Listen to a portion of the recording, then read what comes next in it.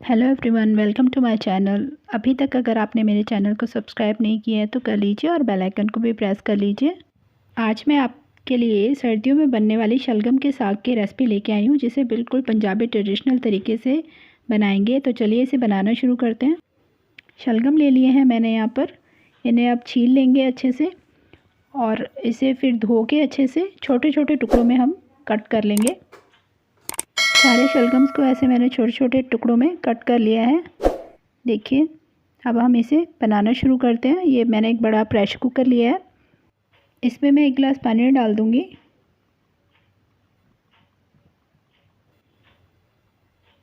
अब जो हमने शलगम कट करके रखे थे वो इसमें डाल देंगे।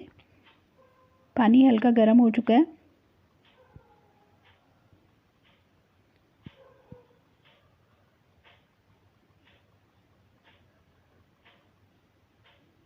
सारे शलगम मैंने डाल दिए हैं इसके अंदर।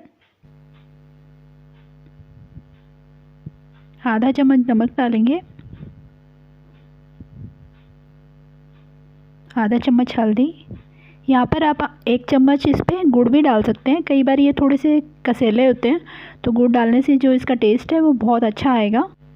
थोड़ा मिक्स कर लेंगे इसको अच्छे से। अब मैं प्रेशर कुकर का ढक्कन लगा रही हूँ।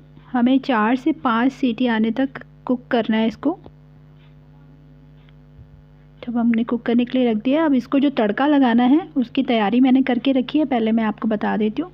ये मैंने एक प्याज लिया है जिसे मैंने बारीक चॉप किया हुआ है। ये एक हरा प्याज है, इसे भी मैंने चॉप किया हुआ है।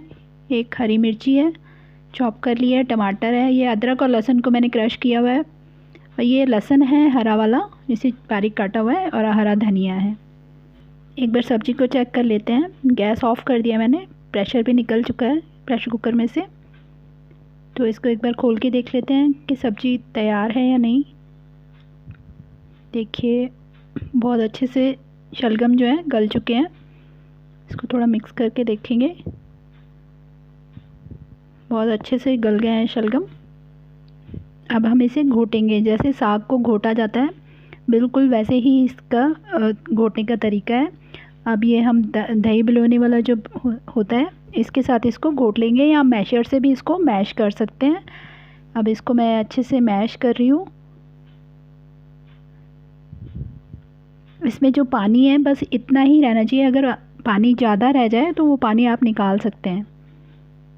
इसी तरह घोटते हुए हमें सारी सब्ज़ी को बहुत अच्छे से मैश कर लेना है, एकदम सॉफ्ट कर लेना है। ये देखिए कितना अच्छा घुट गया है। अब यहाँ पर मैं इसमें मकई का आटा डाल रही हूँ। 2 से 3 चम्मच डालूँगी मैं।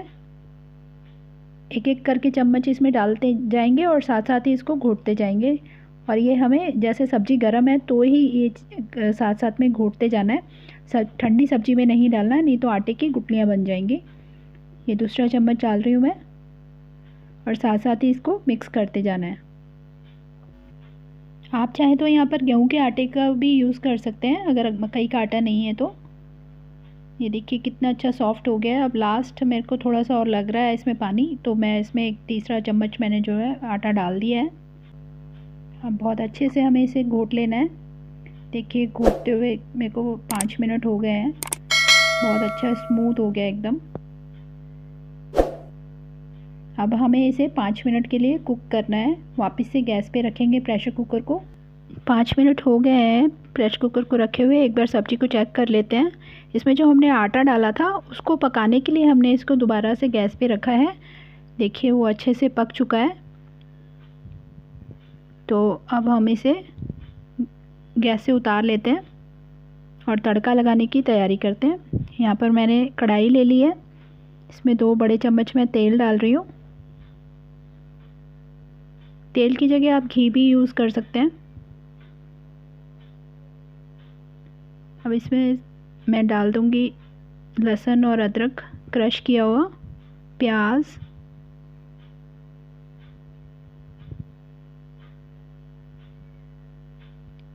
हरा प्याज, हरी मिर्चें और ये हरा लहसुन है।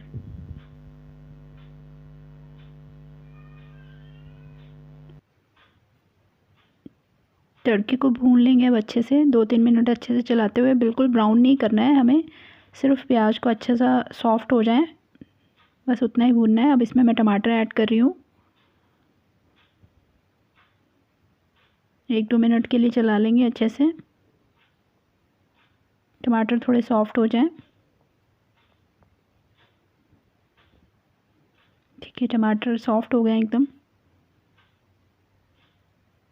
अब हम यहाँ पर जो सूखे मसाले हैं वो ऐड करेंगे इसमें एक एक करके। ये मैंने कश्मीरी लाल मिर्च लिया 1 चम्मच, 1 चम्मच गरम मसाला, आधा चौथा चम्मच मैंने लाल मिर्च का लिया है तीखी वाली।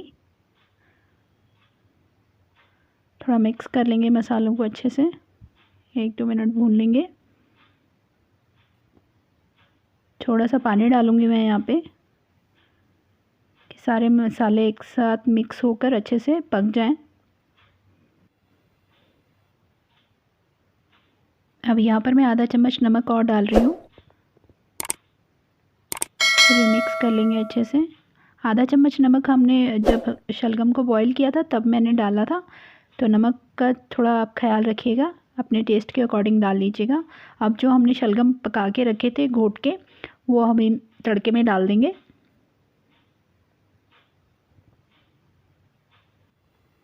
और सारी सब्ज़ी को हम तड़के के साथ अच्छे से मिक्स करते हुए 1-2 मिनट के लिए अच्छे से पका लेंगे इसको। देखिए कितना सुंदर कलर आया है तड़के का। अच्छे से मैंने इसको भून लिया है 1-2 मिनट के लिए। ये थोड़ी सी मुझे यहाँ पर सब्ज़ी जो है थोड़ी सी गाढ़ी लग रही है, तो मैं यहाँ पर थोड़ा सा इसमें पानी ऐड कर रही हूँ, गर्म पानी है। तब पानी डालकर थोड़ा सा इसको मिक्स कर लेंगे। यहाँ पर मैं हरा धनिया डाल रही हूँ साथ में ही, इसे भी साथ में ही पका लेना है, इससे सब्ज़ी में बहुत अच्छा फ्लेवर आता है। मिक्स कर लेंगे इसको भी अच्छे से सब्ज़ी में। अब मैं इसको 5 मिनट के लिए ढककर बिल्कुल सिम गैस पर पका रही हूँ। 5 मिनट बाद हम देखेंगे सब्ज़ी ढक्कन हटाकर। देखिए सब्ज़ी बिल्कुल तैयार है। आप भी इसी तरह से अपने घर में एक बार ज़रूर बना के देखिए, बहुत ही टेस्टी बनती है ये सब्ज़ी और बहुत हेल्दी भी होती है खाने में। चलिए अब इसे सर्व कर लेते हैं।